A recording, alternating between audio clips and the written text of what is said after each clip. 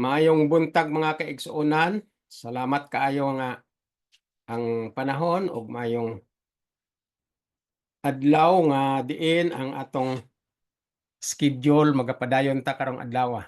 Karong adlaw Lunes og saka kinaandan ang Lunes mao gid ang atong gina-target nga adlaw, pero kung naay mga sirkumstansya usahay malapaw ta sa adlaw nga Lunes. So karon Lunes man dayon ta sa atong pagtuon mga kaigsuonan. Sige, sulti ko na sa inyo ha. Ang pagtuon nga sama aning akong ginabuhat, dili ni siya sektaryan, dili po ni siya doktrina sa isa ka relihiyon. Prangka lang ang pagkasulti sa inyo, kinasingkasing ko ni og tininuod nga pag sangyaw sa mayong balita mitungod sa tinuod nga pag-interpretar sa Bible og mitungod sa tinuod nga pag sabot og pag-intindi o pag hatag og tarong nga konsepto sa gitawag nga plano sa kaluwasan. Kaya ang tibuok nga kalibutan karon daghan ang mga reliyon, more than 50,000. Pero ang reliyon gihimo na lang nila nga sa gisulti ko na parang game changer.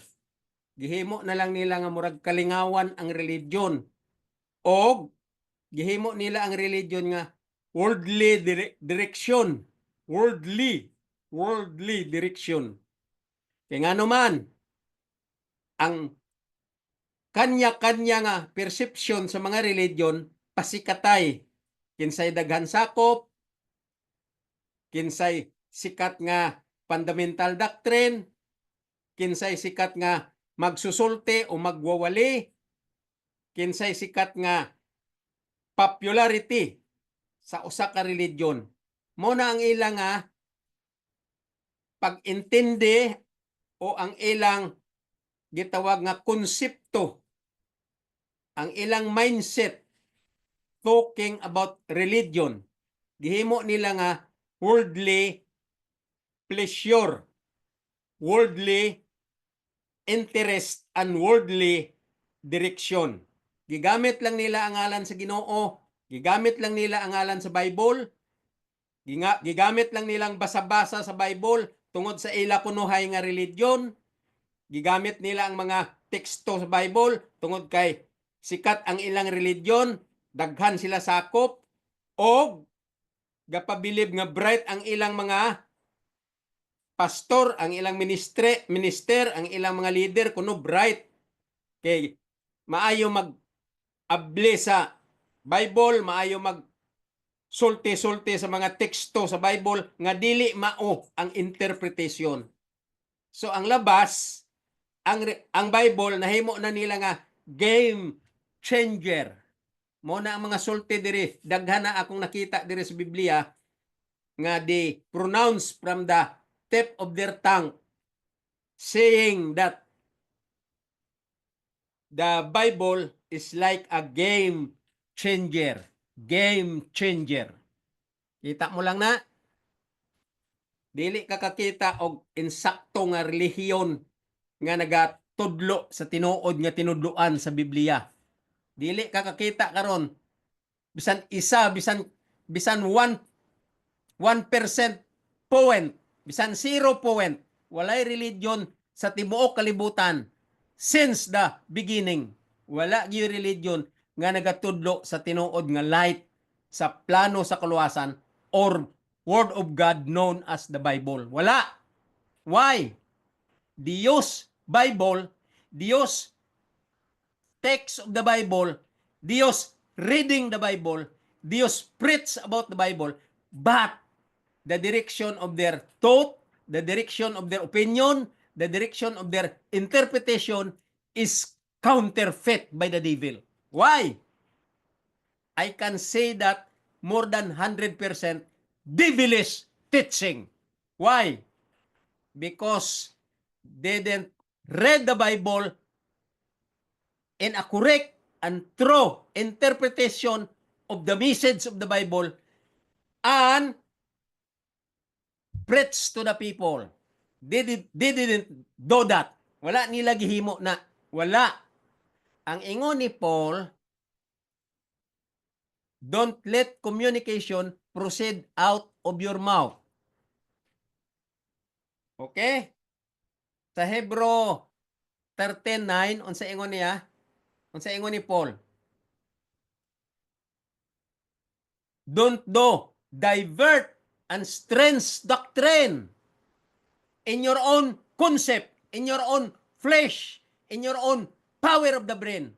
Do not do strange doctrine and divert and diversion of the thought as far as the light of the plan of salvation is concerned. Paul said it because Paul is the number one or the highest authority to expound the Bible. Only Paul has the highest authority to expound the Bible. And Paul said, don't let corrupt communication proceed out from your mouth, but edify the truth, correct, true, pointing to the higher form in a spiritual level connected to heaven, then share to the people. That is the only way, that is the only dispensation of grace. You know what is dispensation of grace? You read the whole Bible of Ephesus, especially the chapter 3 of the book of Ephesus, so that you will know what is dispensation of grace. You will know what is the mystery of Christ. You will know what is the manifold wisdom of God. And you will know what is the workmanship of God. If you do not know those terms, you do not know the direction and the correct interpretation of those terms, then I suggest do not preach, because you are deceived by the devil, and at the same time, you are deceiving the whole world, and at the same time, you are preaching the message as known devil's ministry. And all religions throughout the whole world are the right hand of Satan's ministry, because they cannot understand the Bible. They do not know how to interpret the Bible, and they do not know how to preach the message or the true light from the Bible. I warn you, brethren, all members of the churches, all members of the religions, 50,000 religions all throughout the world, all congregation, listening to your ministers all throughout the world, 50,000 religions. I am giving you warning. The Bible says, if you are ignorant of the truth, especially the write-up of Paul, how Paul expound, how Paul explain, how Paul discussed the light pointing to the higher form. If you are ignorant of the light explained by Paul and the whole interpretation of the Bible from Genesis down to Revelation, if you are ignorant of this truth and this light from heaven, talking about remedial system, talking about dispensation of grace, talking about bloodshedding of the law, talking about righteousness by faith, justification by faith, sanctification by faith, talking about law, grace, and covenant gifts, tabernacle, talking about all the workmanship of the Lord from Genesis 3:15 down to the present time.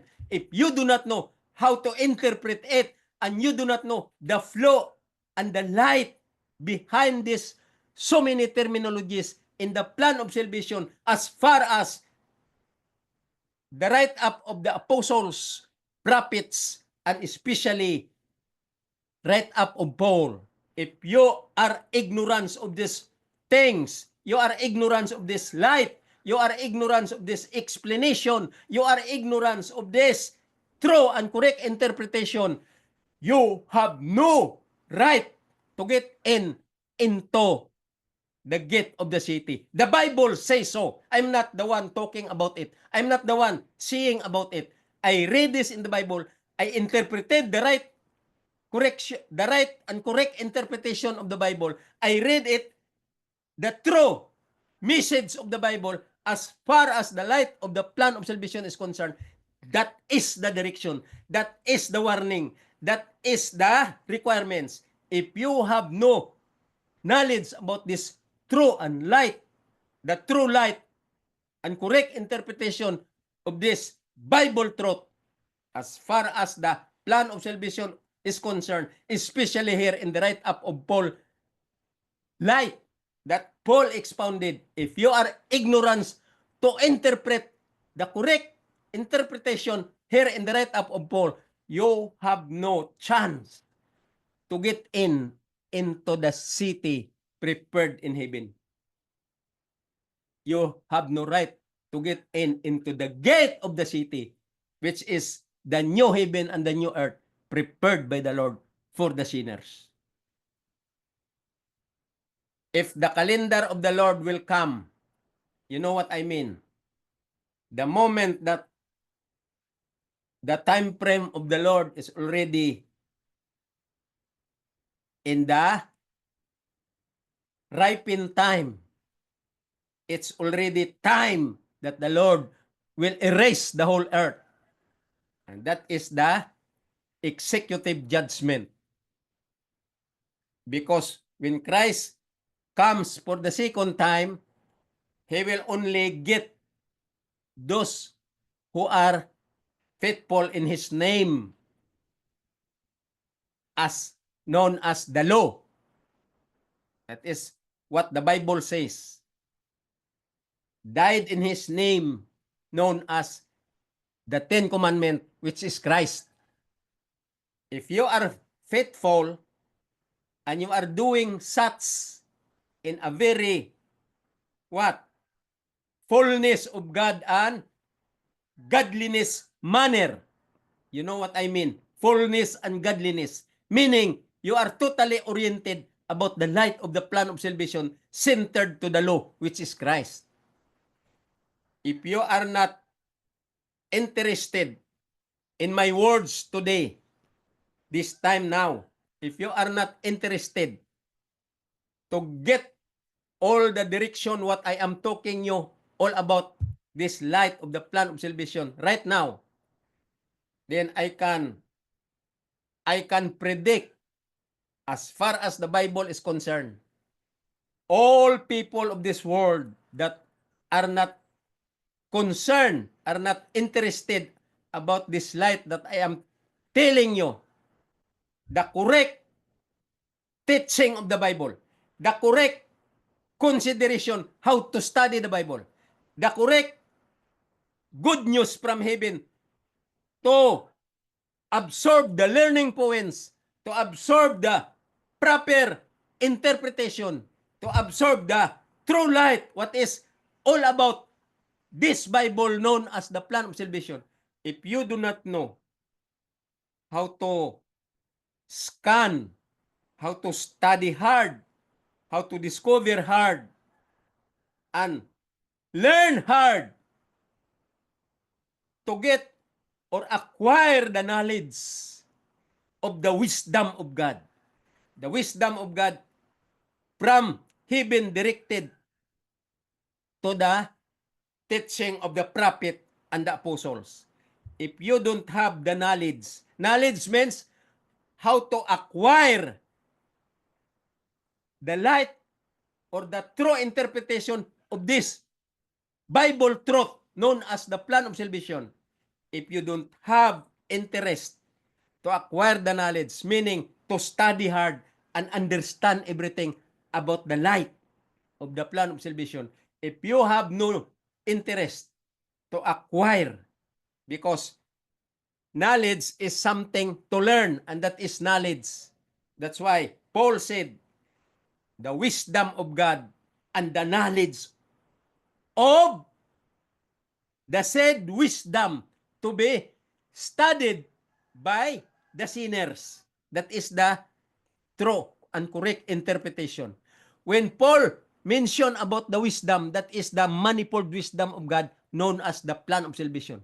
And when Paul mentioned about the knowledge, that is your hard study and your interest to deepen all the light, all the direction, all the requirements, all the learning points pointing to the higher form.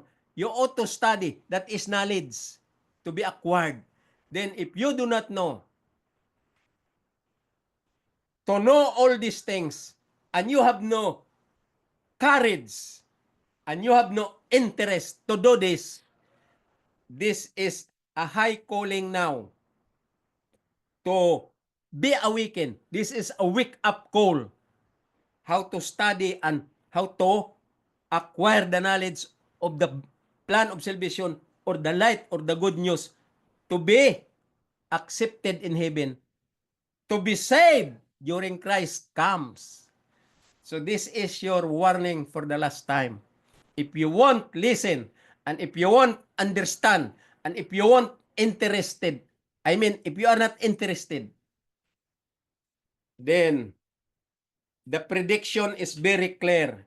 You have no chance to enter into the gate of the city. You have no chance to enter into the gate of the city. I always give that text in Revelation 24 verse 14.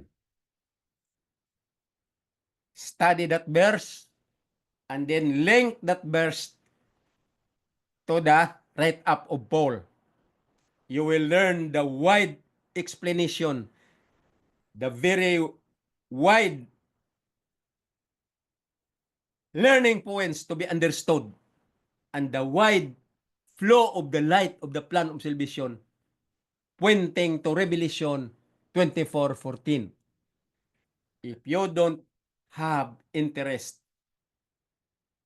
to avail this interpretation that I am doing, re-echo to you. I did this purposely to give you as my re-echo because the truth is here in the Bible. All people of this world misunderstood how to study the Bible correctly. They didn't know how to study the Bible in a correct direction, in a correct procedure, and a correct concept, and in a correct mindset. They misunderstood everything here. And that kind of attitude of individuals or people throughout the world, that is their attitude. Nothing. They do not know how to study the Bible because of Satan injection in their mind, because of Satan counterfeit in their mind, because of Satan controlling their mind. And Satan representing as a king of the whole world, worldly direction. Only few are in the proper direction. Only few are given a correct and a true individual who accepted and given the light. They were enlightened. The enlightenment of the seed light. Only few of them. And I know pretty well one of them is my department head in the school where I was belong. The person of Dr. Tumanday, Doctor of Divinity and Doctor of Theology, who taught us how to interpret the Bible through and correct interpretation, especially the write-up of Paul known as the revelation of the light of the plan of salvation from Romans down to Hebrew. There are 14 books Paul wrote to live this write-up because Paul, he said, before I be taken, before I die. That is the concept of Paul. All my write-ups should be studied by the Gentiles because Paul concentrated to the Gentiles. We, the Gentiles, not Israelites in blood. The write-up of Paul is concentrated to the Gentiles, that the Gentiles should accept and should concentrate and should study hard and should give our attention, and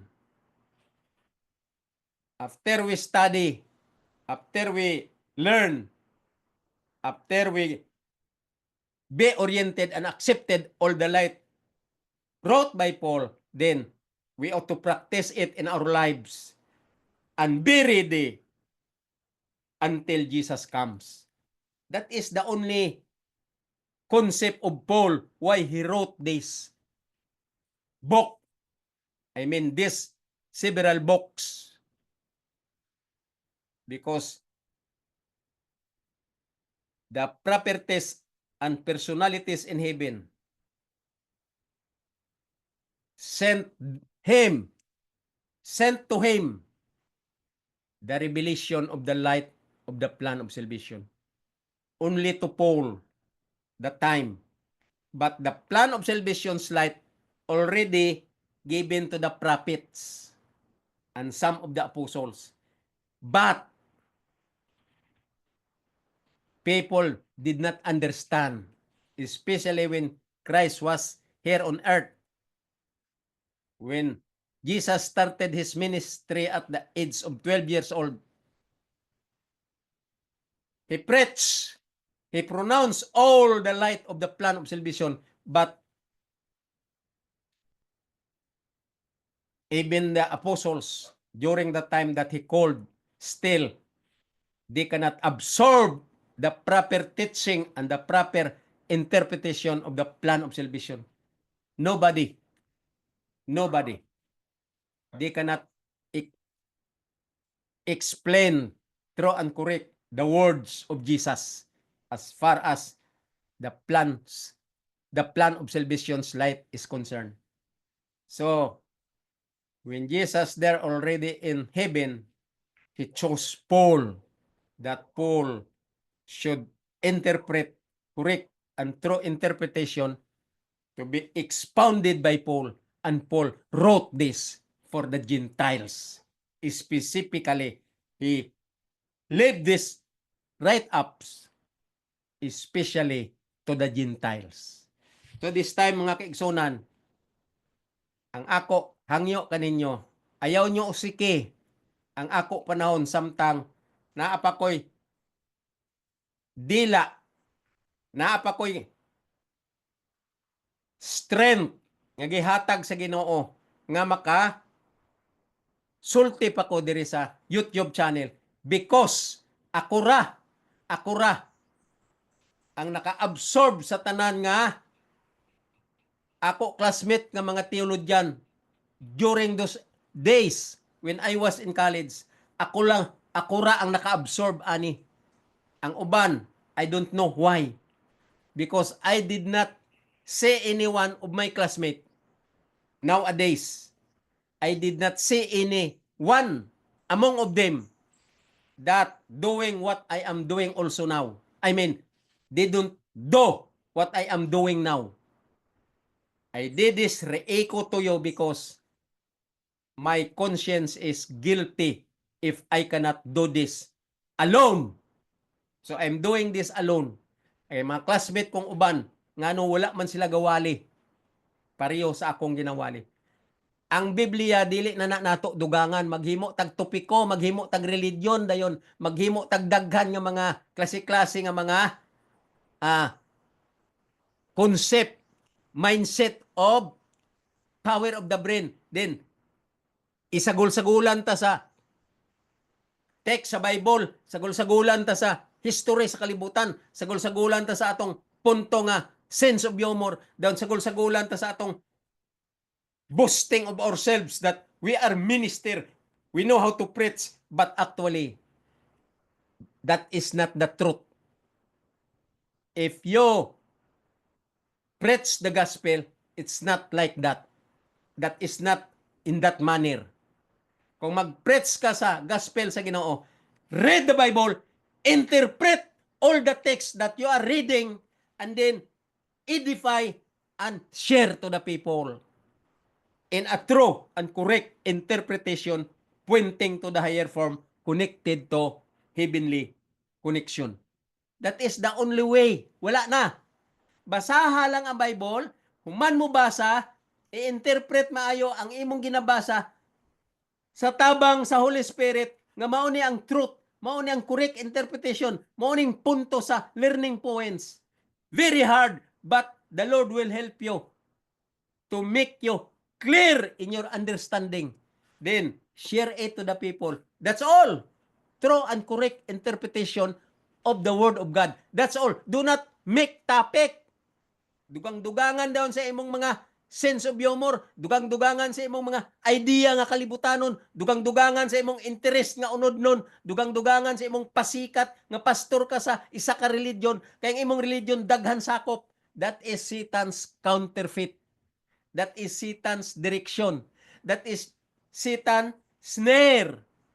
Kay wala na gitudlo sa Biblia nga mauna ang imong buhaton aron ka mangdani sa mga katawhan nga dalon mo sa tiila ni Ginoong Hesus. Dili na tiila ni Ginoong Hesus, wala na gidawat sa langit. No. You read the Bible. If you can see any point there nga ang imo gibuhat karon gidawat sa langit.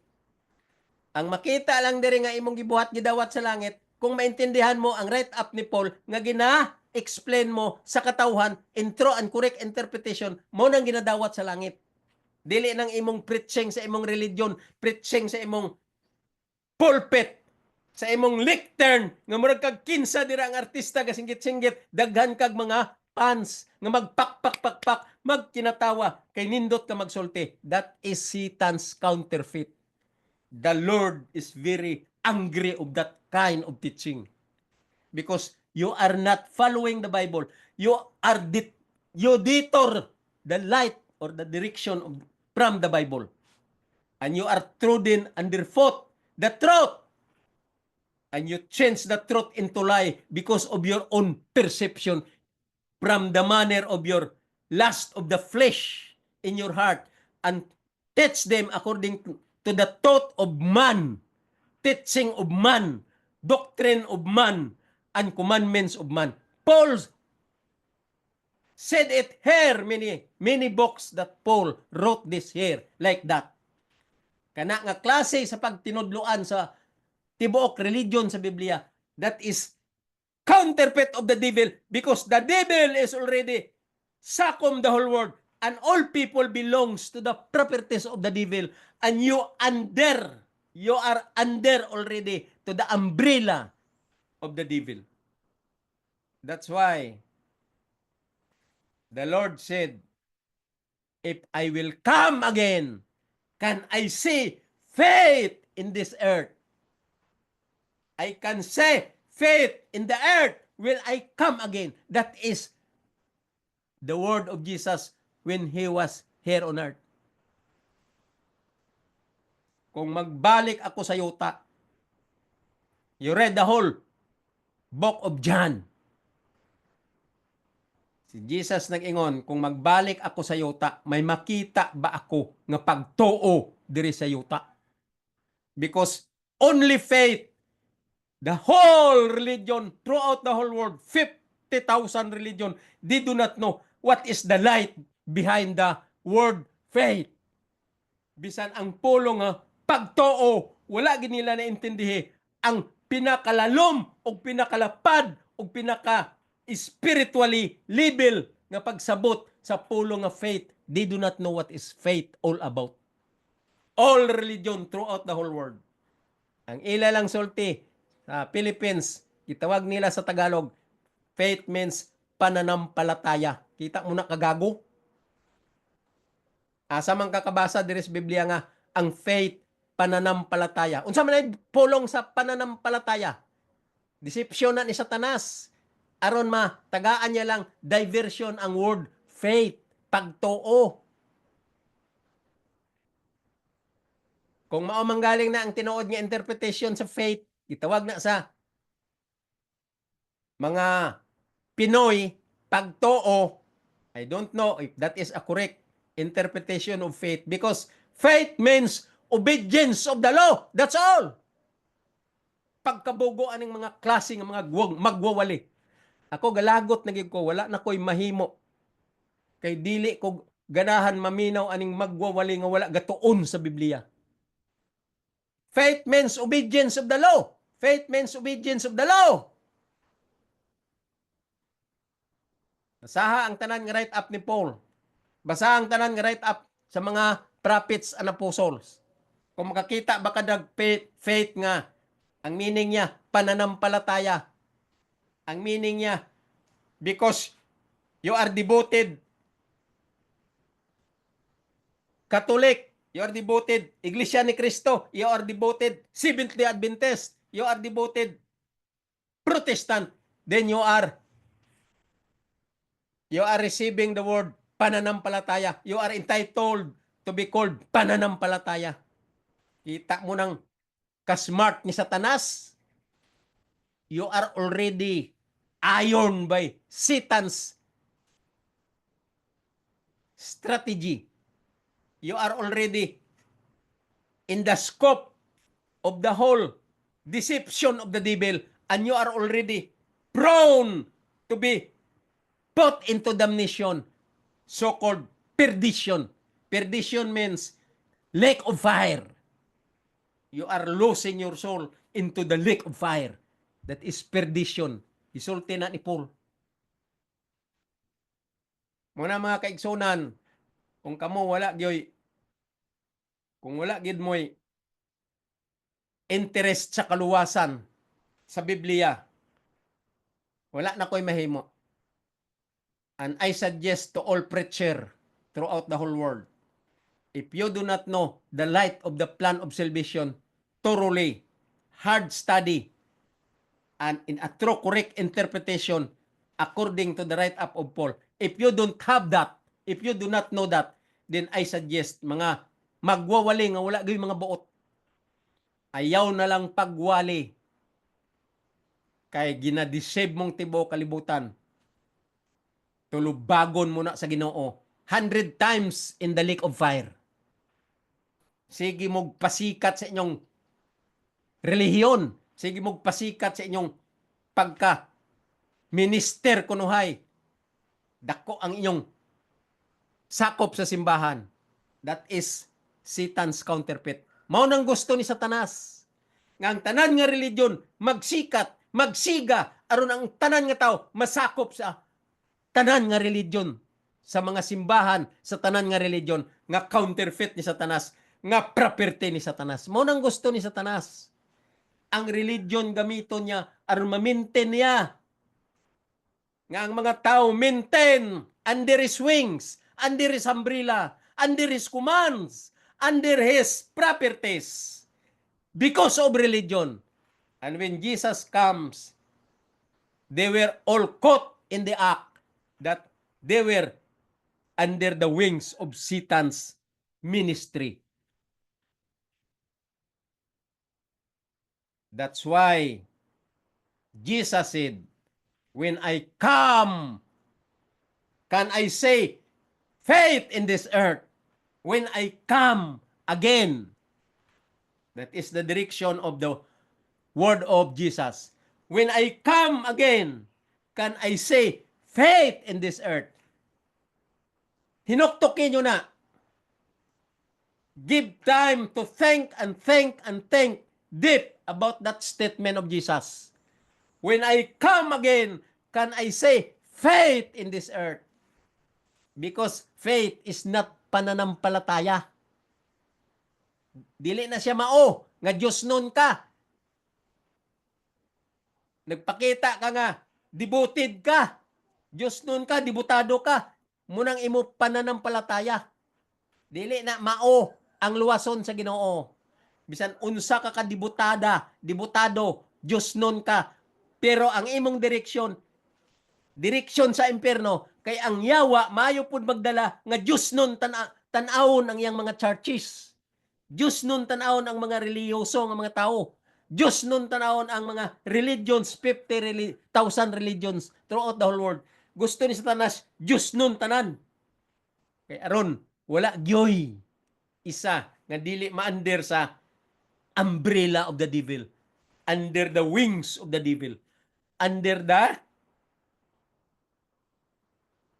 objectives of the devil, under the counterfeits and snare of the devil. Mao nang gusto sa yawa, Diyos nun tanan, pananampalataya tanan, may dibutado tanan, may dibutada tanan sa mga religion, sa mga klase-klaseng simbahan. Munang gusto ni Satanas. Aron nga makita gyud niya ang katawhan under his control. Walay dibutado diri sa Bible. Wala. Ang Bible gaingon lang, study hard, especially the write-up of Paul. Study hard. Read 2 Peter. 2 Peter. You read that chapter 3. Starting verses 15 up. Makita nyo kung unsa ang teaching ni Paul. Nagsulti ba dira mga dibutada o dibutado? Wala. Ingon lang ni Paul. You study hard because the write-up of Paul hard to be understood because they didn't learn. Wala sila nagtuon. Wala nag-study hard. So, dili nila maintindihan si Paul. Otherwise, ilagi hukman si Paul nga controversial kay di sila ka intindi sa write-up ni Paul. Muna nga controversial na lang ilang sulti kay Paul kay they don't know how to study hard. They don't know what is the deep meaning of the statement of Paul, the write-up of Paul. So mga kaigsunan, ipadayon ta na karon ang atong study.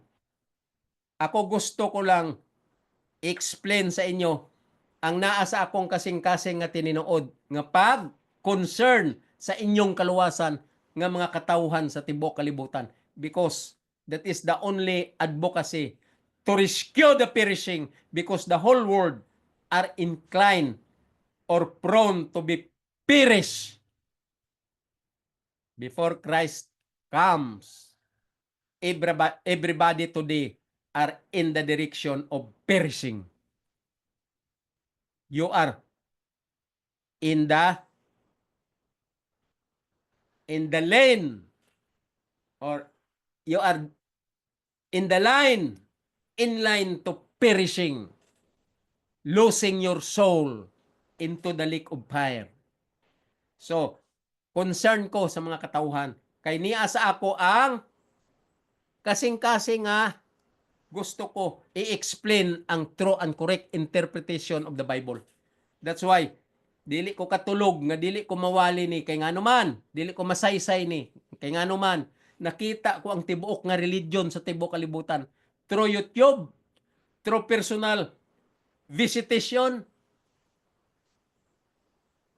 I observe all the preachers, even in an actual churches, alive, preaching, alive, many preachers, many religions, many ministers. I observe them alive, preaching, but their direction, the way they preach, the way they express their feeling, their mindset, because of the flesh, all their messages are away from the truth, away from the true interpretation of the Bible. They don't know how to preach the Bible.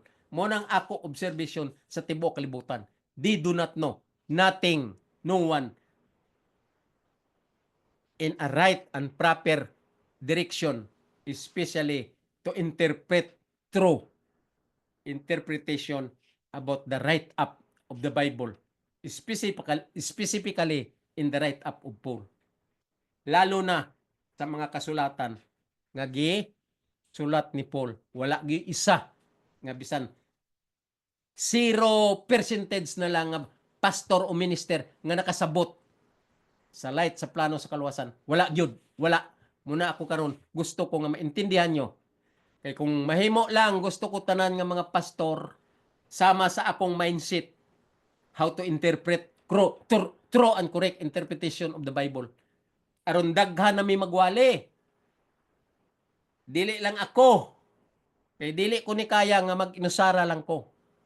Pero nakita ko nga wala man gyud alinggat sa pagtuon sa true correct interpretation of the Bible because of their mindset, the knowledge that they acquired when they study Bible. I mean, when they were in the theology school, maybe some of them they were exposed of the school called theology school, but actually their theology school is not the school of true, school of the prophet, and school of the apostles, and school of God. Their school is not a true theology school. That is how I interpret, because they do not know how to interpret the whole light here in the Bible truth. They do not know. So ang ilang eskwelahan gitawag nila nga theology school is school of the devil. Theology school of the devil. Ngano man kay gidivert nila ang truth so that is devilish direction. Muna nga walay theology sa tibuok kalibutan nga nag-explain sa Bible true and correct explanation except the doctor of divinity and doctor of theology in the person of Dr. Tumanday, who taught us when I was in college, somewhere there in the portals of Mountain View College. But Dr. Tumanday passed away already. He is the department head who taught this teaching. But, you know, during my exposure in Mountain View College, there were so many ministers teaching under the control of theology course. There were so many pastors, ministers, they became professor of the said theology course because theology has so many subjects to be given to the student in their major subjects. One of them is hermeneutics. Homiletics.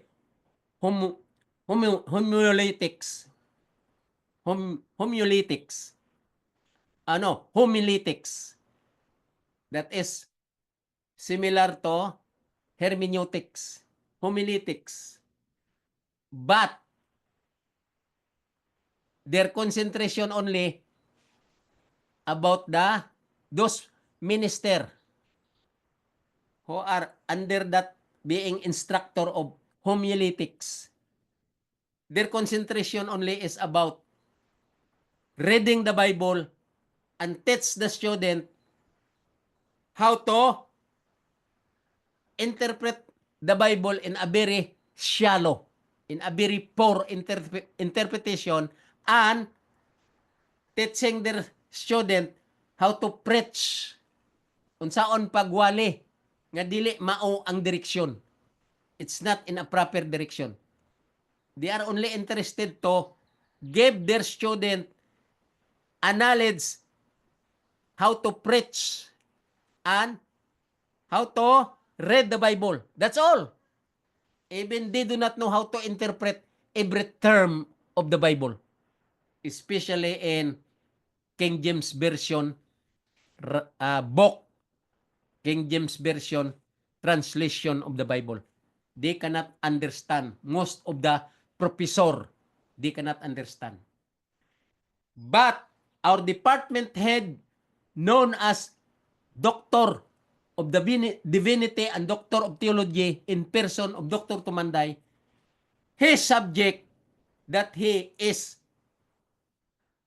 teaching as a professor under the subject that is a very important subject that Dr. Tumanday handling that subject known as law, grace, and covenant, love, faith, and obedience, which is how to interpret true and correct interpretation of the whole Bible, especially in the write-up of Paul. Mauna ang yang subject nga handle the true and correct interpretation of the whole Bible, but specific in the write-up of Paul to be studied pretty well before you will understand Genesis down to Revelation. Study first the write-up of Paul. Maunang concentration ni Dr. Tumanday. That's why he said, law, grace, and covenant, they are one and the same thing. And Jesus, in person of Jesus, love, faith, and obedience, they are one in the same thing. And the true interpretation as far as the light of the plan of salvation is concerned, known as the remedial system in the dispensation of grace and the workmanship of Christ under the manifold wisdom of God and mystery of Christ. Muna si Dr. Tumanday magtudlo nga perting laluma ng iyang pag-interpret clear pa sa kristal nga pertigog ka clear pa siya sa siga sa adlaw nga perting inita mag-explain. That's why I cannot afford to forget the light that I have acquired or that knowledge that I have acquired those times when Dr. Tumanday explained to us about the light and the true interpretation of the plan of salvation, all about in the write-up of Paul. Okay, diri na ta sa Romans. Balik na ta sa Romans, mga kaigsunan. Last time, kining Romans, muning ganahan ko nga passages or PowerPoint nga discuss maayo ni Paul diri sa iyang write-up. So, last time, gihumanta na ang Romans chapter 11. Nindot kayo nga atong diskusyon, og daghan ang atong nakuha sa Romans, di ba? Nag-discuss ta from verse 1 up to verse 36 ang chapter 11. And I know those who are following in my YouTube discussion, in my preaching there, from part 1 to part 112 na ta. Karon, I will start the part 113. That's why I am discussing you now. This is part 113 already. So, mag-review ta kadyot para ma-recap ta gamay ang gidiskussan ta sa last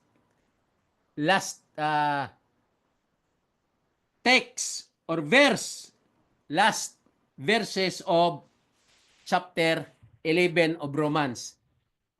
Kay 36 manitaman ang iyang mga verses, i-recap ta ni ang 35 and 36 before ta mag-start sa chapter 12 verse 1. Okay, i-recap ta ang 35 and 36 of chapter 11 in Romans.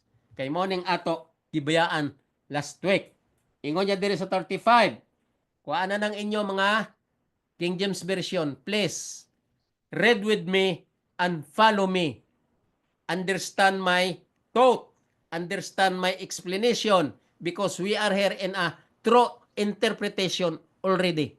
How to interpret the write-up of Paul in a true and correct thought, true and correct perception, true and correct interpretation, true and correct light pointing to the higher form. So, in-interpret na ni, review.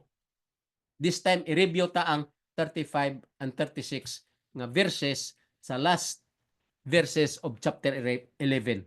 Okay. Kuha na inyong Bible, King James Version. Verse 35, ato recall. I-recap.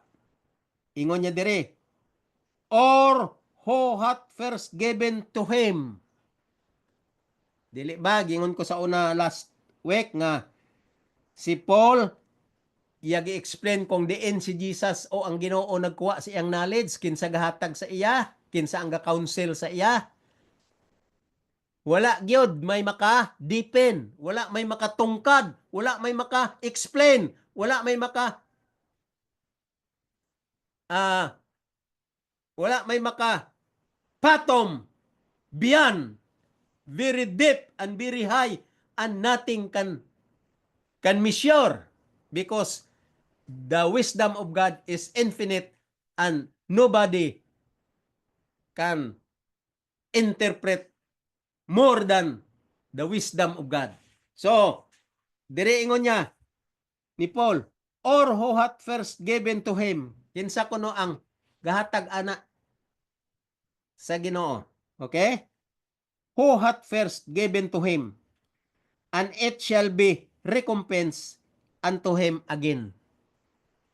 Muna ingon ko sa inyo nga murag contradict ang thought ni Paul kay ang iyang saysay diri sa 33 and 34 ang wisdom and knowledge of God nga unfathomable, nga wala sabte kung asa na siya nagikan ang Ginoo, kinsa gahatag sa iyang wisdom, kinsa naga-counsel sa iya, kinsa counselor niya, wala gyud may nakahibalo. But ingon niya sa 35, naglalom ang thought ni Paul nga murag nagkontradict nga dili na masabtan. Ngon niya sa 35. Or who hath first given to him, and it shall be recompensed unto him again. Murag magkalisod na ta pag intindi. Ngon niya, who hath first given to him, and it shall be recompensed unto him again. Ngano ana man nagingon si Paul? Kinsa naghatag niya? First. Kinsa naghatag niya?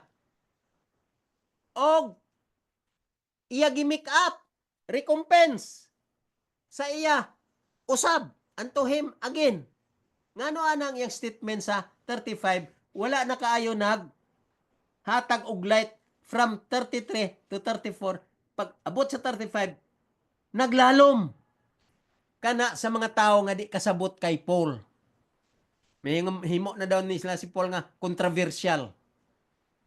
Ang statement ni Paul, pag ingon niya nga, who hath first given to him, connected na sa 33 and 34, nga ang Ginoo wala masabti asa sa gikan, asa sa gakuha sa iyang knowledge, I mean sa iyang wisdom, asa sa kuha sa mga counseling, kinsa counselor niya. Wala gyud may nakabalo. So naingon si Paul diri dayon nga, who hath first given to him, connected na dito sa 33 and 34, nga ang Ginoo unexplainable, who is he? Unexplainable, what is his wisdom, from whom he get his wisdom? Unexplainable. Who is the counselor of the Lord? Unexplainable. So pag ingon niya diri sa 5 nga, who hath first given to him, and it shall be recompensed unto him again. Murag lalom. Pag ingon niya, who hath given first to him, and shall be recompensed unto him again. Ngano nag-ingon man siya recompense?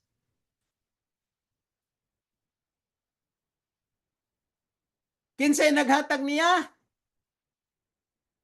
Dayon, shall be recompensed unto him again. Dili ta maintindihan ni ang 35 kung dili ta basahon ang 36. So ma-forward ta sa 36. I-review ko lang ni sa inyo. Ingon niya, 36 na ta. For of him, and through him, and to him are all things. Kama. Ingon niya, for of him, and through him, and unto him are all things. Ato ni Ip, say sa ato nga pinulungan sa Philippines o Binisaya. Ingon niya, for him, para gid sa iya. And through him, pinaagi gid sa iya. And to him, sa iya gyud ang tanang butang. Ingon niyo, are all things. Para sa iya, pinaagi sa iya, og sa iya gyud ang tanang butang. So ang lalom nga pagsabot ani sa 36, mao ni ang explanation sa 35 nga nag-ingon. Who hath first given to him, and to him,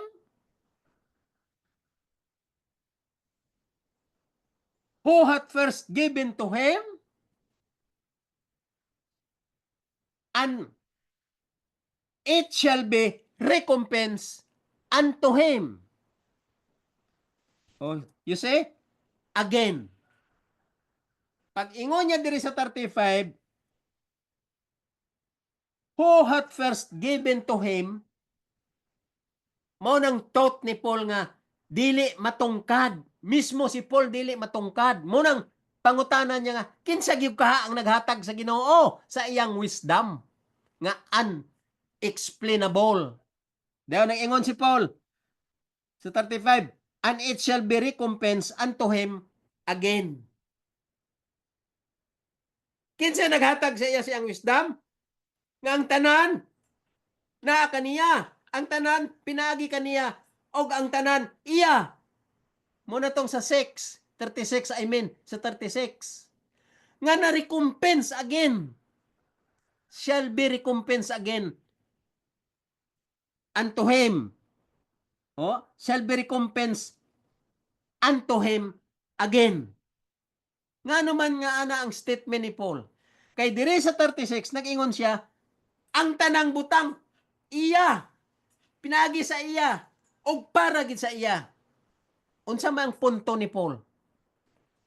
Kinsa man na ang tanang butang nga pinaagi sa iya, para sa iya, og iya. The whole creatures that we can see here on earth, owned by the Lord during creation. Pinaagi sa iya, para sa iyang kalipay nga nag-create siya, og iya kini ang earth nga gibuhat, nga gibutangan niyag tawo. So ang importante dari sa punto ni Paul, all things are all things for him, to him, and to him, and through him. Ang number one diri nga gibuhat niya nga things, ang living thing, including the animal and the trees. But the most important is the express image of God, the human being. Because the human being has a frontal lobe, has the thinking power to think, to reason, and to judge in a finite mind level. Ang tao gihimo ya sa iyang image nga kabalo magunahuna, kabalo mag-reason out, kabalo maghukom, kabalo mag put any ideas and do something out of the ideas of the human mind in a finite mind. Munang punto diri ni Paul. Muna nga giingon niya diri sa 35, and it shall be recompensed unto him again. Ngano man, kaya ang human being nga through him, for him, and unto him, all are all things, mao na ang human being ang ginapuenteng ni Paul diri nga recompense unto him again. Kaya ang human being nga iyang express image, gusto ya i-reclaim kay iya image. Munang punto ni Paul diri, we are the image of God that God wants us to be, reclaimed by God. Munang nag-ingon diri si Paul sa 35, shall be recompensed unto him again. Kita nga gusto sa Ginoo luwason kay nahulog kita sa kamot ni Satanas nga paingon sa impierno o sa kalayo. Mao ning punto ni Paul diri sa 35 and 36. That's why diri sa 29 ingon niya, for the gifts and calling of God are without repentance. Ang gift nga ginamin diri nga plural gifts, morning 10 commandments, so many virtues, so many principles, so many directions, because all the direction of the 10 commandments are perfect, because that is the copy of God's character and also transcript of God's mind. Mao nang 10 commandments, perfect. All the direction, all the virtues, all the principles, all the learning points out of this 10 commandments are perfect, because the 10 commandments is the expression of God's personality, and 10 commandments is God Himself in the mystery of Christ, in the plan of salvation. Mao nang pagsabot ani sa Biblia nga wala maintindi aning mga magwawalis tibuok kalibutan, aning mga religion sa tibuok kalibutan, because religions are counterfeit by the devil. All of them, all religions. Walay usa nga religion nga dili counterfeit ni Satanas. Kay ang tinuod yang nga religion kanang gatudlo pinaagi sa pag-interpret sa Biblia, true and correct interpretation, pareho sa akong gina-discuss karon. Mo na yang tinuod nga religion. Og dili anang religion nga nag-claim nga mga gitawag kuno nila nga mga remnant church. Do not believe that. Ang true nga remnant church kining gatuon sa Biblia, true and correct interpretation, mao na sa ang true nga remnant church. Kung magtuo kamo sa pag-interpret sa Biblia according to what I am doing now, you listen and understand my thought, the way how I explain the Bible. Kay kung maintindihan na ninyo, mas maayo pa mo mag-explain sa ako. Believe me, I know there are so many brilliant minds, but because Satan is controlling your brilliant mind, you cannot think more than behind the true brilliant mind. Because your brilliant mind is already controlled by Satan, because you worship Satan through diversion of the truth. You tell the truth into lie because you did not study the Bible. So you are controlled by the devil. Your brilliant mind became the brilliant mind of the devil, because the devil is also brilliant in his deception teaching. Mga kaigsonan, believe me, maura ang akong number 1 nga ihatag kaninyo. Kung kamo magtuon sama sa akong pagtuon, tungod kay ginatagaan ta mog clue, gitagaan ta mog light, gitagaan ta mog direksyon. Kung inyo kani i-develop ang akong ginahatag sa inyo, mas bright pa mo sa kuha kung isalikway nyo si Satanas. Okay, padayon na ta. Diri na ta sa chapter 1 o chapter 12 verse 1. Human naman ta sa chapter 11. Diri na ta sa chapter 12 verse 1. Okay, padayon na ta. Chapter 12 verse 1 of Romans. Ingon niya dire, I beseech you therefore, brethren. Simple naman ang iyang pagka-translate sa word for word nga translation sa King James Version sa write-up ni Paul.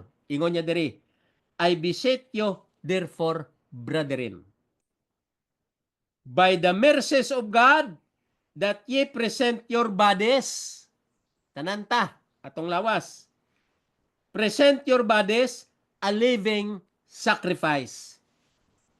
Hunong tao sa diri, kama, ingon niya, I beseech you, brethren, therefore, nagapangalyoko ako kaninyo mga kaigsuonan.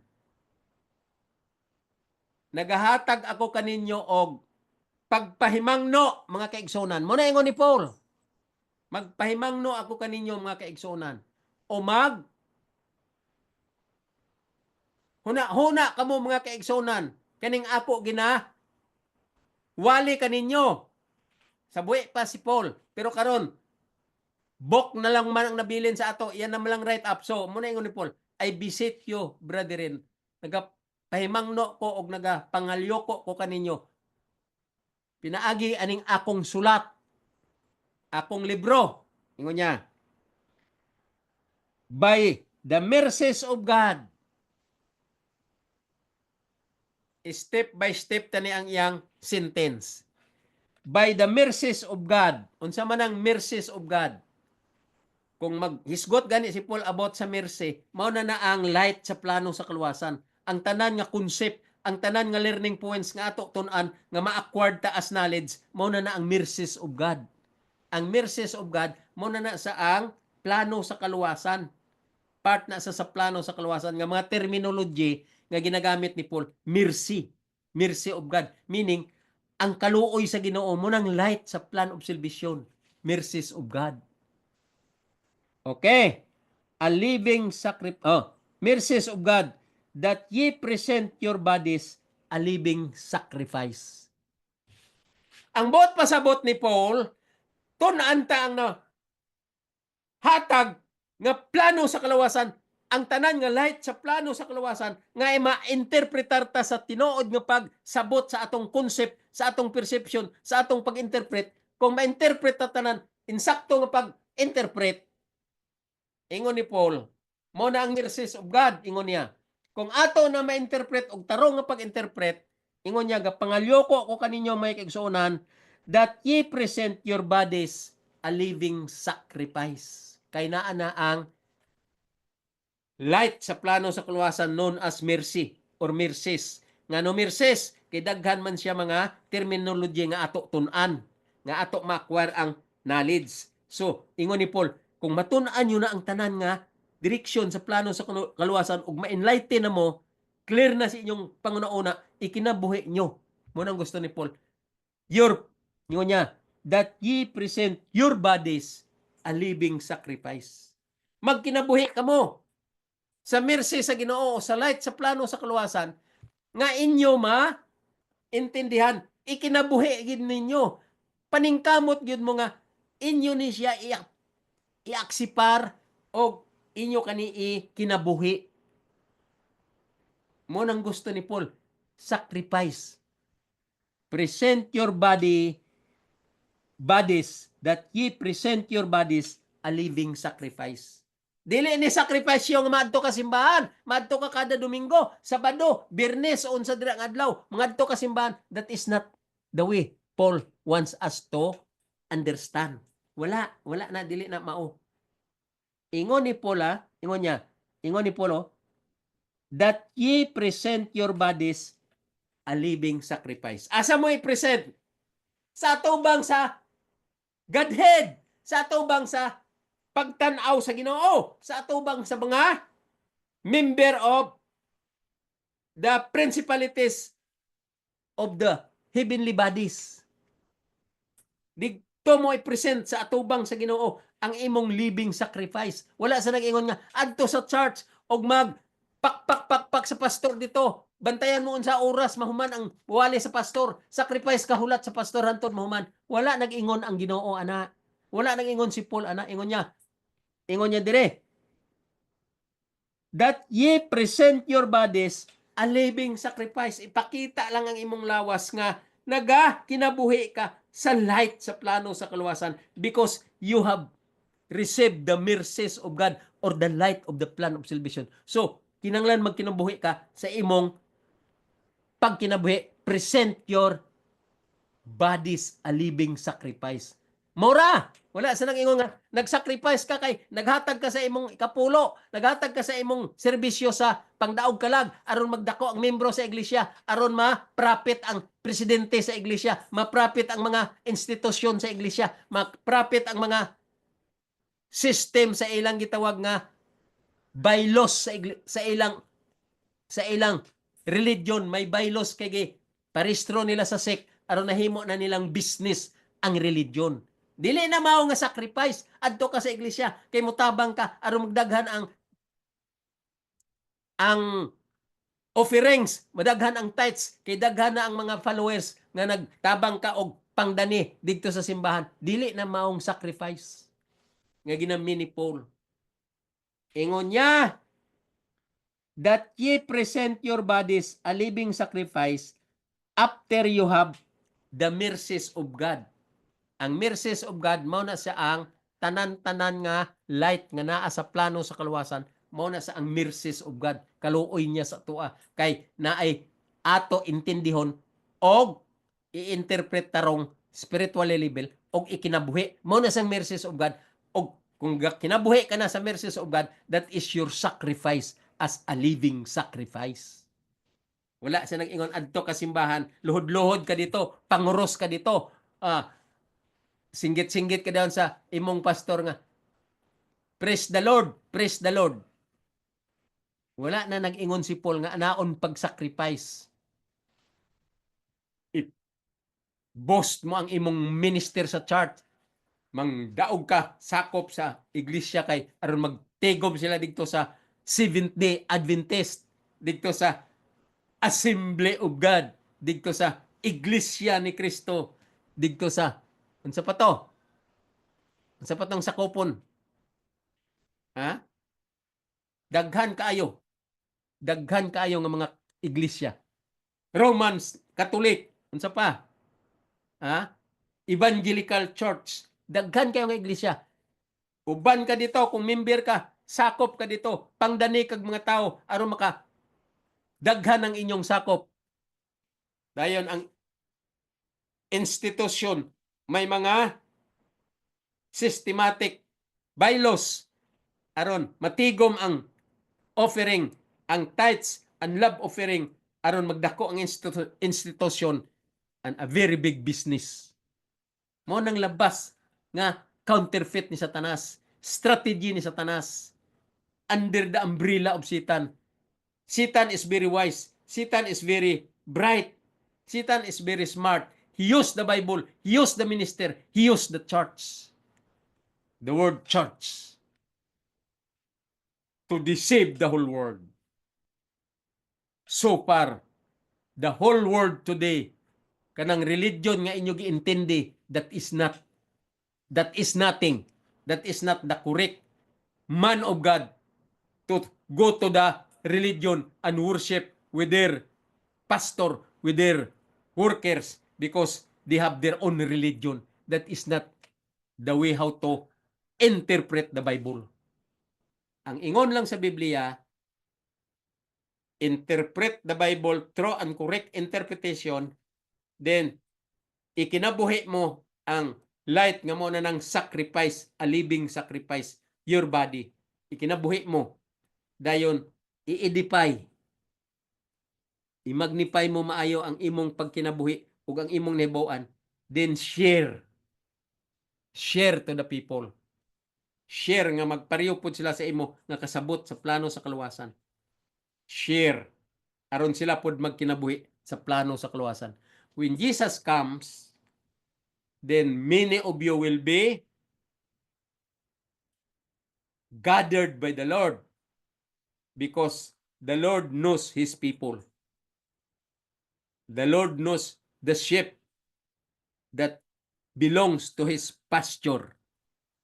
Kanang nagtuon sa plano sa kaluwasan through and correct interpretation. So kung daghan na mo nakaintindi, nakasabot na mo, pwede ka mo magkahimamat sa isa ka group, sa isa ka panimalay, paingon sa isa ka panimalay. O pwede ka mo magdaig sa Ginoo in the same interpretation. Muna na siyang gitawag nga remnant church. Muna ingon ni Jesus, I prepared 7,000 who did not worship Baal. Ang tibok nga religion, that is worshiping Baal. Kay wala na gatudlo sa true and correct interpretation of the Bible. They make their own style of preaching. They make their own style of concept and perception. They make their own style of mindset how to preach the gospel spiritually daw. But that is not in line to the true light. So the Lord did not accept that. That's why the Lord said, Depart from me, for I know you not. I knew you not. I knew you not. Doers of iniquity. You read the book of Matthew. You will find that text. Jesus said, you are doing iniquity. Mga pastor, minister, mga workers sa church, mag-claim pa gyud sila nga daghan sila kalag na dala, daghan sila mga gipang-ayo nga mga kuno, mga pusis sa devil. Pero unsa ingon ni Jesus, I knew you not, doers of iniquity. Mo na mga kaigsoon, ayaw gid mog tuo kung wala gatudlo sa true and correct interpretation of the Bible. Padayon ta. Ingon niya, usbon ta ang verse 1 of chapter 12. I beseech you, brethren, I beseech you, therefore, brethren, by the mercies of God, that ye present your bodies a living sacrifice, holy, acceptable unto God, which is your reasonable service. Kung i-present mo ang body mo nga reasonable sacrifice or living sacrifice, if you present your bodies a living sacrifice, holy, ingon niya, balaan, acceptable unto God. Dili ka ma-accept sa Ginoo kung dili ka balaan. Kanang balaan meaning imo gikinabuhi ang plano sa kaluwasan, light, ang truth behind the teaching of the plan of salvation, so deep, so many terminologies to be understood and to be considered, like circumcision of the foreskin of the heart, the 10 commandments written in your heart, you should understand that. What else? Godliness. You know what is godliness in the definition of the whole thought of the plan of salvation's life. There is godliness. Unsa pa? Thoughtfulness. Thoughtfulness. You study that. Unsa pa? Law of faith. You study that. Law of faith.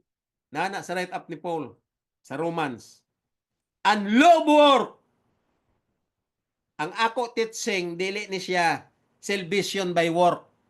Binogo na nga concept. Naay gasulti sa ako isa sa elder. Mga bright nga mga elder, kunuhay. Mga PhD nga mga elder, kunuhay. I know that. Giingnan ko nila nga ako kuno daw salvation by work. Kita mo na kagago. Gitudloan ko sila how to interpret true and correct interpretation of the Bible. Salvation by work kuno ang akong punto. Kita mo na kagago. Wala ka paminaw sa akong thought kung asa ang direksyon paingon. Wala kasabot unsay PowerPoint nga akong ginadiscuss. Gijudge ko nila because Satan's counterfeit always detour the truth. They will judge you. Judgmental. Munang term sa unsa na nga program sa TV, judgmental. Gijudge kanila wa pagani sila kasabot unsay punto sa PowerPoint nga imo gina-explain sa Bible. Ingnon kada nga salvation by work. Kita mo na? Muna makaingon ko nga kung naay gago sa tibok libutan kining mga balo nga mga sumulunod kuno ni Ginoong Hesus, sumulunod kuno sa Bible, gusto kuno maluwas kay gusto nila nga malangit, pero ang utok gihiruhan ni Satanas na himong lapok. Maghuna-huna dayon advance kay tungod sa ilang pleasure of the word, after the lust of the flesh in their heart. They wanted to become somebody. Gusto sila nga mahimong leader sa isa ka church. Gusto sila mahimong elder sila nga bright sa isa ka church, sa isa ka pundok, nga sila ilhon nga sikat nga membro kay mga PhD, mga doktoral. Asa ka dok? Ang Biblia wala gisgot diri unsay imoy ang sa imong akadim. Unsay ang mo sa imong pagtuon, wala gisgot ang Biblia diri. That's why Jesus called the fisherman. Jesus called the farmers. Jesus called those who are not member of the high priest. Wala siya nagtawag. Ang gitawag ni Jesus, ang mga tao nga may kasing-kasing nga tininuod ang concept. Kaya ang Ginoo nakasabot, we have our own instinct as a human being. We know how to accept the truth. We know how to assess the truth even though we have no proper education. We can have that instinct from heaven who assessed around us, who assessed our environment, what is right and what is wrong. Dili na kinanglan nga kinsa ka. I know the Seventh-day Adventist, Ellen White is only grade 6 according to their information and to their doctrine, that Ellen White is only grade 6. But Ellen White wrote very deep study. He magnified the Bible. He magnified the truth beyond the whole write-up of the Bible. Ellen White wrote very unusual thought, unusual write-up, pointing to the direction of the Bible. I know Ellen White, he didn't write anything except he magnified the Bible. So she is only grade 6. But nowadays, so many Adventists, little by little, they neglect Ellen White.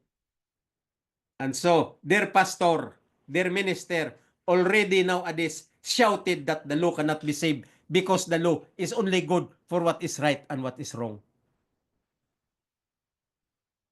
Kita mo na si Satanas kung iunsaya gi bitay ang dalunggan o ang tilaok aning mga klaseng mga pastor nga ang ilang dila hait pa sa duwa ka sulab nga gigamit ni Satanas sa pagsinggit sa binakak. Gihimo nila nga ingon sa uban nga religion, the Bible is like a game changer. Kining nagasinggit nga ang balaod dili makaluwas kay walay kamot og ang balaod only good for what is right and what is wrong. Mao na sila ang mga kaliwat ni Satanas. Ang uban nga mga religion nga klaro na nga perdition and direction, gitawag na nila nga serpent seed. Karon pa ko kadungog anang serpent seed. Kung wala ko naka-monitor sa TV, kaning case between unsana Kibuloy and the government, there are some people mentioning, mga vloggers, mga reactors, ga-mention sila anang serpent seed from the doctrine of Kibuloy, serpent seed. So karon pa ko nakaintindi nga na aday na terminology dira nga religion nga ang ilang mga sakop gitawag nila nga serpent seed, katong di magtuman sa ilang institutional set-up sa ilang religion. Tawgon nila nga serpent seed. Kanang mga tao nga gasinggit nga ang balaod dili makaluwas kay walay kamot. The law is only good for what is right and what is wrong. Basa daw sa Bible. Kung mao na ang thought ni Paul nga the law is only good. Gago. Munang ingon ni Paul, because of the doctrine of men, because of the thought of men, because of the commandment of men, because of the flesh injected by the devil and put some teaching in their power of the brain, and their brain became rotten, and their thought, all the direction of their thought is maneuvered by the devil, and all their preaching is the message of the devil. That's why I said they were all under the ministry of the devil. They are the right hand of devil's ministry under the devil's umbrella and wing of the devils. Gani kasulti si Paul ng balaod, only good for what is right and what is wrong. Who are you who shouted that? Wala gani kasulti ang mga propeta. Wala gani kasulti ang mga prophet. Wala gani kasulti si Paul nga siya gid ang gitagaan sa pag-expound sa plano sa kaluwasan slide. Ikaw gasinggit-singgit ka ngang balaod dili makaluwas kay walay kamot. Ang balaod is only good for what is right and what is wrong. I heard that in the YouTube channel. Somebody shouted that this is the stand of the Seventh-day Adventist. The law cannot be saved because the law is only good for what is right and what is wrong. So let us keep the law because the law is only good for what is right and what is wrong. Kita mo na ka ngilngig kapag divert siya kamaturan. Kita mo na ka ngilngig sa tanas nga naa na sa imong dila. Pagsakom sa tibuok kalibutan o sa tibuok sakop sa imong iglesia. Ingon ni Paul, because of the allurement, you allure the brethren in your church of your enticing word. Kanang maayo ka magtalo-talo, maayo ka magsulti, nga murag bright, pero ang imong ka bright, sakom ni Satanas, kay ang imong direksyon, right hand of Satan's ministry. Munang gasinggit ka nga ang balaod, di makaluwas. Kaya ang balaod is only good for what is right and what is wrong. And this is the stand of the Seventh-day Adventist. Looy lang na inyong mga membro sa church. I know all your members are already oriented and poisoned from the wiles of the devil using your tongue, from the tip of your tongue, shouting that the law cannot be saved because the law is only good for what is right and what is wrong. Very dangerous. And the Lord preparing a surer punishment because of you uttering that kind of preaching. You have the surer punishment prepared by the Lord for you. Watch out. Looy kayo na imong mga member sa church nga imo gi-deceive. You change the truth into lie. And trodden underfoot Christ for many times. Here, in the present period, you trodden underfoot Christ for many times by shouting that the law cannot be saved. Because the law is only good for what is right and what is wrong. That indicates that you are ignorant of the plan of salvation. If I were you, you stop preaching. Take out your title as minister and sober and learn to be humble and ask forgiveness to the Lord 1,000,000 times. And maybe the Lord will forgive you. Many of you ministers there in that institution teaching the church that the law cannot be saved because the law is only good for what is right and what is wrong. So this time I realize that kind of religion is the right hand of of Satan's ministry. That religion is sakum by the devil.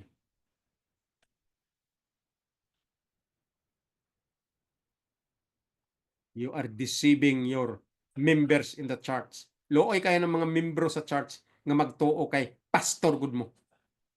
Utro po ng mga members nga mga gahi pug utok. Dili magtuon, dili magsabot kay magtuo lang sa ilang pastor nga pastor ni Satanas. Okay, diri na ta.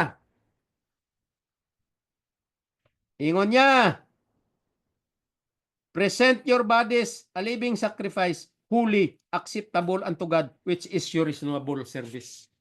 Holy, acceptable unto God, and reasonable in your reasonable service. Unsa man ang holy? Holy because you know the light of the plan of salvation, and you live it, and you practice it, that is holiness. Unacceptable. The holiness there is your entitled to be accepted. Muna ang punto ni Paul. Ang niya sa last sentence, ingon niya, which is your reasonable service. Unsa man ang reasonable service? Kung naa na kay plano sa kaluwasan sa imong kinabuhi, naintindihan mo na, enlightened ka na, o oriented ka na tanan, gikinabuhi mo na, mao na siyang gitawag diri ni Paul nga, which is your reasonable service. Ya kinabuhi ka na sa insakto nga pagserbisyo sa light sa plano sa kaluwasan. Dili ning service sa church ha, dili. Wala na diri ginat mention ni Paul nga ang pagserbisyo adlaw-adlaw o pag simba adlaw-adlaw is the guarantee of your reasonable service. Wrong. Wala na intindihan ni. Wala na maintindihi ni Paul diri nga iyang isulti na wala na sa concept ni Paul nga sige ka simba, you are already doing reasonable service because you are always in the church. No. Wala nang ingon si Paul ana. That is wrong concept. Okay, diri na ta sa 2, verse 2 ingon niya. And be not conformed to this world. Klaro si Paul. Kung holy ka na, you have the reasonable service because you present your body as a living sacrifice, meaning gikinabuhi mo na ang plano sa kaluwasan, enlighten ka na sa plano sa kaluwasan. Muna ginamin ni Paul sa verse 2 nang ingon siya, and be not conformed to this world. Kung naa ka na sa insakto nga light sa plano sa kaluwasan, ingon ni Paul, ayaw na pagkinabuhi sa kalibutanon nga pagkinabuhi. Okay? Dayon, but be transformed by the renewing of your mind. Mao nang ingon ko sa inyo. Righteousness by faith. Mo nang teaching sa righteousness by faith. Renewing of the mind. Mao na sang mga light sa plano sa kaluwasan. Ingon ko sa inyo, daghan mga terminologies. Renewing of the mind. Hebrew 8:10 and 10:16. Unsa man ingon niya? The 10 commandments is put in your mind, and Hebrew 8:10 written in your heart, and Hebrew 10:16 put in your mind and written in your mind, put in your heart, vice versa. Mao na sang teaching sa renewing of the mind. Mao na sa ang target sa righteousness by faith. Faith means obedience of the law. If the law is there in your mind and the law is there in your heart, you ought to obey the law perfectly. Munang punto ni Paul diri sa iyang mga statement nga lalum nga pagsabot. Ingon niya sa to, and be not conformed of this world, but be transformed by renewing of your mind. Mao na sa ang teaching sa plano sa kaluwasan, step by step nga pag connect. Ingon ni Paul, when you read the Bible, it should be knit from one text to another text, from one verse to another verse. I-connect sa murag, knit sa volleyball. Nga ga-connect. You should be knit in your study. I-connect. Kanang knit ba nga gihimo para isangga sa bula? Oh. May net man na ang bisan ang basketball, gamay ra nang iyang net. Gakunik tanan. Ang pinakalapad yun ang sa basketball. So mo nang punto ni Paul nga init. Okay? Padayon ta. But be transformed by renewing of your mind, that ye may prove what is that good. Kung i-renew mong imong mind through righteousness by faith, ingon niya dire, that ye may prove what is that good. Kaya kung i-prove mo what is that good, what does it mean? Dili na only ang imong sakom ang imong dila sa litag ni Satanas, giplansa ni Satanas, gimuan, lapok ang imong utok, nagsinggit kang balaod, only good for what is right and what is wrong. So ingon diriya ni Paul, if you transform by renewing of the mind, meaning the 10 commandments is there in your mind, written in your heart, is there in your heart, written in your mind, transform by renewing of the mind. Mao na ingon ni Paul. That is the teaching of the righteousness by faith. Muna, kung na-under ka mo sa tinuod nga Doctor of Divinity and Doctor of Theology, maintindihan nyo ni, ang ako ginasulti karon. Ingon ni Paul, be ye transformed by renewing of your mind. Ha? Do not transform. I mean, do not conform to this world, but be transformed. Transform. Sama na. Itarong. Tarungan na imong utok. I-transform. Itarong. Nga, marinyo ang imong mind, meaning, ang napulo kasugo, isulat sa imong mind. Okay? That ye may be proved what is that good. So the Bible prove what is that good. And that Bible is centered to obedience of the law. So Christ as the law. He is good. Munang meaning ani sa sulti ni Paul.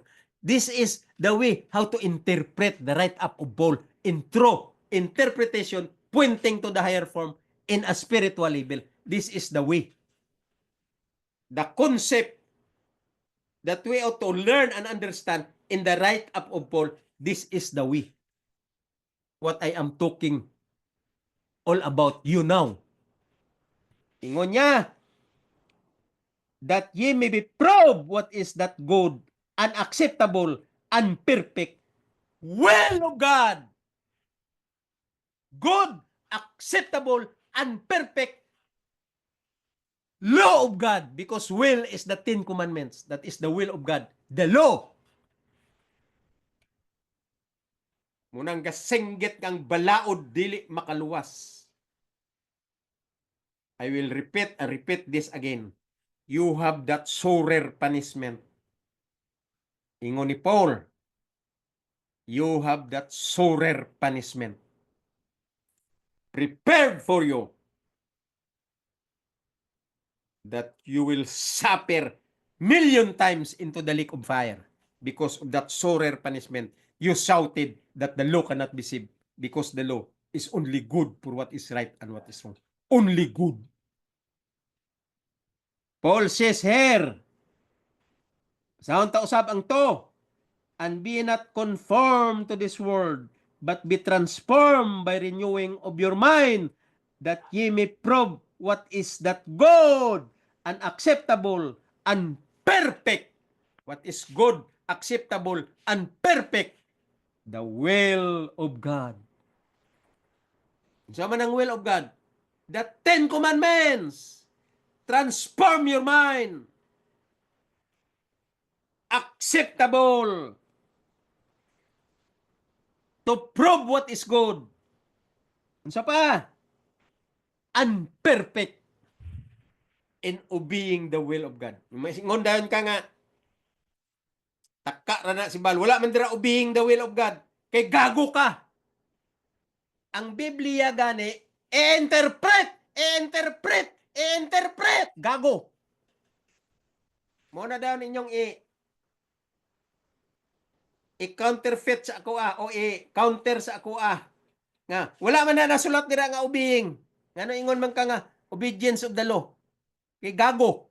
Ang Biblia i-interpret deep pointing to the higher form. Pag ingon diri ni Paul, that ye may prove what is that good, acceptable, and perfect will of God. Ang will of God is obedience of the law. Gago.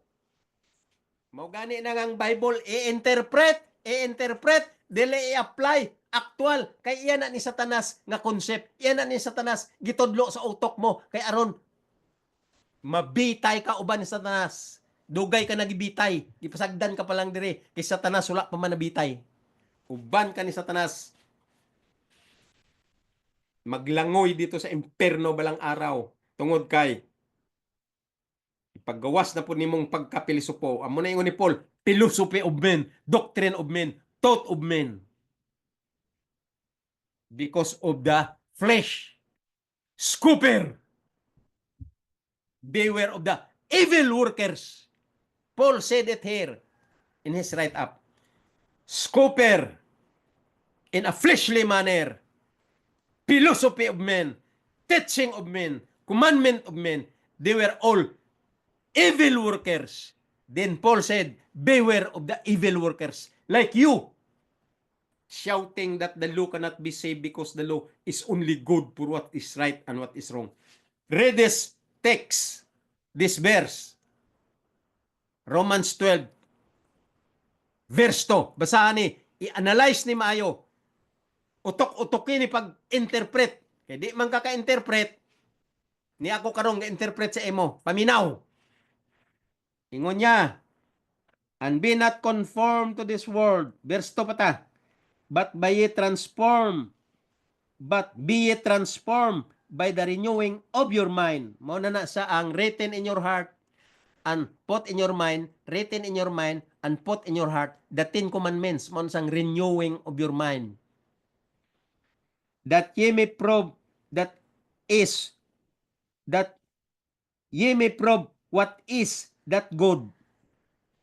Kung marinyo ng imong mind sa 10 commandments, ma-prove mo na what is that good. Because the 10 commandment is good. Because the 10 commandment is the mystery of Christ. He is the 10 commandments.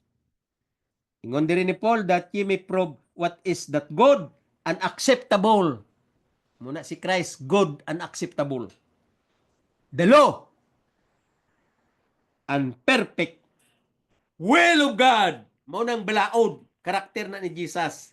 So kay iya na karakter, iya na personality, o who is the law is Christ. Mao nang pagkabugo aning mbot na lang unsaon ni nila pag-interpret sa Bible nga gapataka na lang gapataka aron ingnon nga sikat sa ilang iglesia, aron pasipsip sa ilang institusyon, aron ingnon nga ang tanan nga member sa iglesia mailhan sila nga sila si pastor so and so nga bright nga mayo magwali nga mayo mag talo because of the enticing words. They allure their members because of the enticing word. Mayo kayo magtalo-talo, mayo kayo mag-twist-twist sa iyang dila nga counterfeit ni Satanas. Okay, verse 3. Ingon niya, verse 3. For I say through the grace given unto me. Okay, amo na ingon ni Paul. For I say through the grace given unto me. Mao na nga si Paul nag-ingon sa ana nga for the grace given unto me because the Lord gave him the revelation of the grace which is the plan of salvation. Muna nga claim gid si Paul nga he is the authority because he received given unto me, ingon niya. To every man that is among you. Gihatag sa iya intended sa tanan nga mga tawo. Okay? Ingon niya, not to think of himself more highly than he ought to think.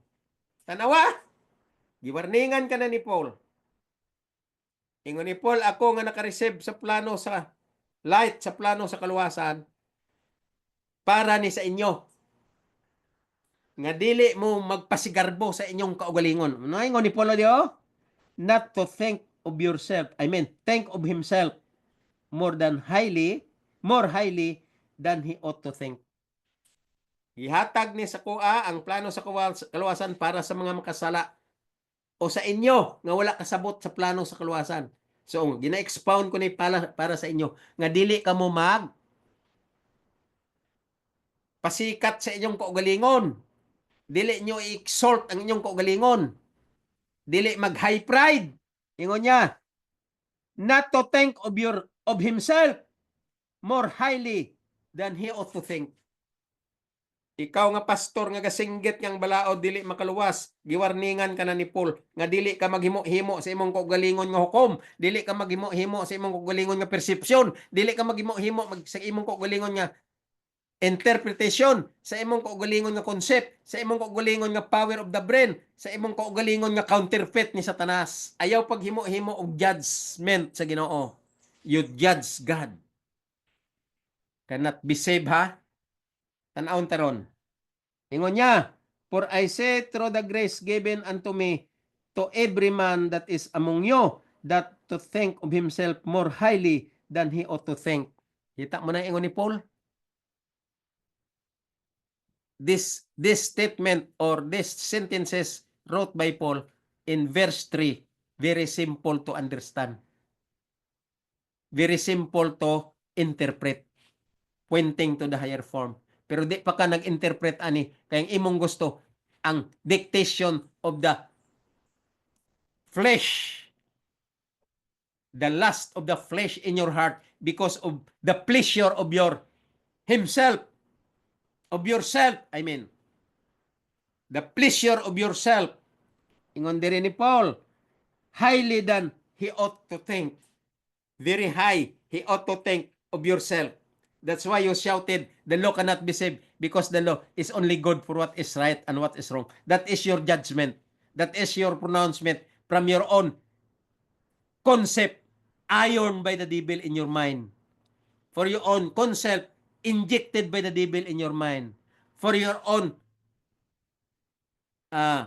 words, thought, and teaching of your own, teaching of the man according to Paul, teaching of your own from the tip of your tongue, because Satan is already controlling your tongue.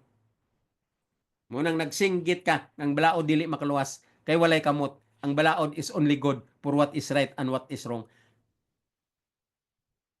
How and what a very conversion from the devil's tongue that you uttered. Your tongue is already converted by the devil. What a tremendous statement pointing to Satan's direction to the lake of fire. You are shouting that the law cannot be saved. Okay, let us continue verse 3. For I say through the grace given unto me, to every man that is among you, not to think of himself more highly than he ought to think, but to think soberly. Ang grasya nga gihatag kay Paul para sa ato, gipasigarbuhan ta kay dili maong interpretation mo, kay aghimo-himo ka sa imong utok nga utok satanic. Karon ingon si Paul, ingon niya, but to think soberly.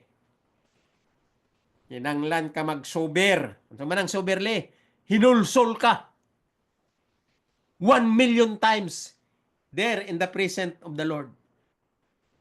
You ought to sober because you think of yourself, an exaltation of yourself, shouting that the law cannot be saved.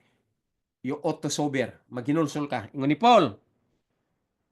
Ingon niya, but to think soberly, according as God hath dealt to every man the measure of faith.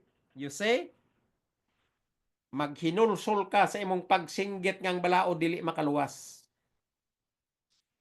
Sa ingon ni Paul, according as God hath dealt to every man the measure of faith. Ang Ginoo, klaro, nga ikaw, gipasensya ka sa Ginoo. Muna ingon niya, according as God hath dealt to every man the measure of faith. Gipasensya ka sa Ginoo tungod sa imong pagpakasala. Pero karong gidugangan mo imong sala, gihukman mong Ginoo by shouting that the law cannot be saved. Ingon sa Ginoo, ako gani, ingon niya, ni Paul diri, iya gi-mention nga, ang Ginoo gani, ingon niya, gidelt niya, gidilya ang tao, every man in measure of faith. Sato pa ikaw, wala gikay Wala ikay bahin sa Ginoo, sa dealing sa Ginoo. Kay wala kay pagtuo. Nganuman, isinggit ka ng balao di makaluwas. Kay ang pagtuo means obedience of the law. Ingon diri ni Paul, according as God hath dealt to every man the measure of faith. Tungod kay ikaw wala kay pagtuo, nagsinggit ka ng balao di makaluwas, mayo pang Ginoo kay nagpasensya sa mga tao nga may pagkamatinumanon sa balaod. Ikaw kay nagsinggit kang balaod dili makaluwas. You do not know what is faith all about. You do not know what is the plan of salvation's light all about. You do not know what is the man of God in His direction. Then you pretend yourself pretending like a scribe on the Pharisees. That is you. Paaron ingnon nga gabantay ka sa balaod, pero great pretender in the presence of God.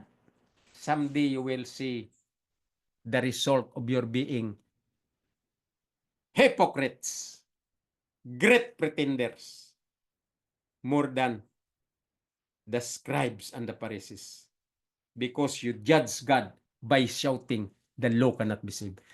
Mga kaigsonan, taman lang ta diri usa sa verse 3. Sunod nga Lunes ipadayon ta ang chapter 12 from verse 4 up na ta. Taman lang ta diri sa verse 3 kay abot na ta alas 5 kapin. Over na ta sa 1 hour. So hunong usa ta diri mga kaigsonan kay kining chapter 12 nindot kaayo ni nga interpretation pointing to the higher form in spiritual level, true and correct interpretation.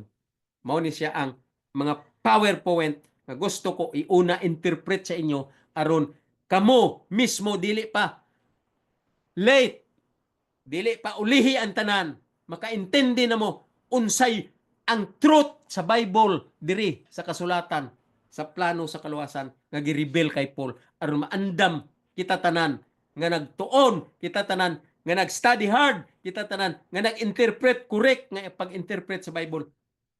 May chance kita nga maka-welcome sa second coming of Christ. Mga kaigsonan, tama lang ta diri sa verse 3, balik ta sunod nga Lunes, padayon na ta sa verse 4, paingon pataas aron ato gyud masaysay maayo ang pinaka-priority nga PowerPoint sa pag-interpret sa pulong sa Ginoo pinaagi sa write-up ni Paul. Dagang salamat mga kaigsonan karong hapon. Ako nagaampo kaninyo nga sa tanan nga higayon nga kamo nagapaminaw kanako. I know nga ang principalities and power of heavenly places, they were all happy too. And their happiness to a single soul or single individual nga makasasala nga maong ilang handom nga si Jesus nagpadugo alang-alang nga mahibaw-an ang plano sa kaluwasan. Paul said, the principalities and power of the heavenly places, their intention that the whole people or the whole Gentiles should know this manifold wisdom of God. Mao ni ang plano sa kaluwasan nga ginasaysay ni Paul, ang true, correct interpretation of the light of the plan of salvation. Bye-bye mga kaigsonan, kini si Balritita, ang inyong higala sa kahanginan. Magbalik ta sunod semana. Dagang salamat.